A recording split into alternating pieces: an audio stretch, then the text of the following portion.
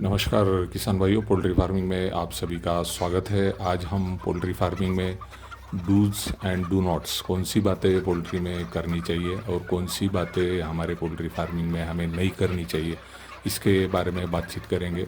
सबसे पहले तो शुरुआत करते हैं हम कि हम जब पोल्ट्री फार्मिंग करते हैं तो कौन कौन सी बातों का हमें ध्यान रखना है, यह हम जानेंगे।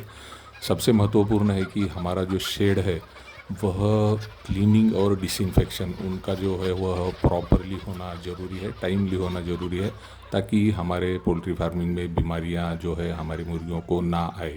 उसी तरह दूसरी महत्वपूर्ण बात है, जो हम एक दिन के चीक्स या चूज़े ले रहे हैं वह रेपुटेड हैचरी से लेने हैं। काफ़ी सारे किसान भाई जो है वह रेपुटेड हैचरी से चिक्स नहीं लेते हैं। दूसरी महत्वपूर्ण बात है, हम हमारे पोल्ट्री बर्ड्स को, चिक्स को जो फीड दे रहे हैं वह फीड भी हमारा प्रॉपर होना ज़रूरी है, रेपुटेड कंपनी से होना ज़रूरी है, या होममेड होगा तो उसका फार्मूला जो है वह प्रॉपर होना ज़रूरी है। तीसरी महत्वपूर्ण बात, हमारे पोल्ट्री का जो टेम्परेचर है वह जो सीज़न चल रहा है उस सीज़न के हिसाब से हम स्टैंडर्ड टेम्परेचर जो है वह पोल्ट्री में मेंटेन होना ज़रूरी है। उसी तरह हमारी पोल्ट्री फार्मिंग में डेली हम जब विज़िट करते हैं तो मॉर्निंग और इवनिंग में हमें हमारे पोल्ट्री बर्ड का ऑब्जर्वेशन लेना है, ताकि हमारे बर्ड जो है वह हेल्दी है या नहीं यह हम जान सके। हमारे पोल्ट्री फार्म में वैक्सीनेशन टाइमली होना ज़रूरी है। उसी तरह पोल्ट्री बर्ड को जो मेडिसिन देने हैं वह पशु वैद्य की सलाह से देने ज़रूरी है। ये सारे हमारे पोल्ट्री फार्म के डूज़ है, यानी ये सभी बातें हमारे पोल्ट्री फार्मिंग में हमें करनी है।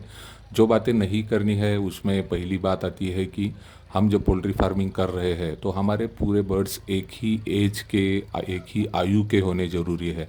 काफ़ी सारे किसान भाई अलग अलग एज के बर्ड एक ही फार्म में रखते हैं और इस कारण बीमारियां आने के चांसेस रहते हैं।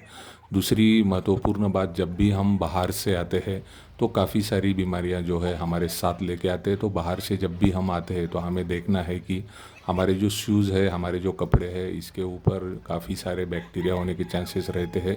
तो ऐसे समय में शूज़ कपड़े जो है चेंज करके ही हमें शेड में हमारे एंट्री करनी है। काफ़ी सारे किसान भाई दवाइयाँ जो है अपने खुद के मन से देते हैं, तो ये भी बात हमें पोल्ट्री फार्मिंग में नहीं करनी है। जब भी दवाई देनी है वह अपने पशु वैद्य के सलाह से ही दवाई देनी है। इन सभी बातों का अगर हम पोल्ट्री फार्मिंग में ध्यान रखते हैं तो एक प्रॉफिटेबल मुर्गी पालन जो है हम वह कर सकते हैं और उससे ज़्यादा से ज़्यादा प्रॉफिट जो है हम कमा सकते हैं। तो इन बातों का आप ध्यान रखिए। आज हम यहीं पर रुकते हैं। धन्यवाद।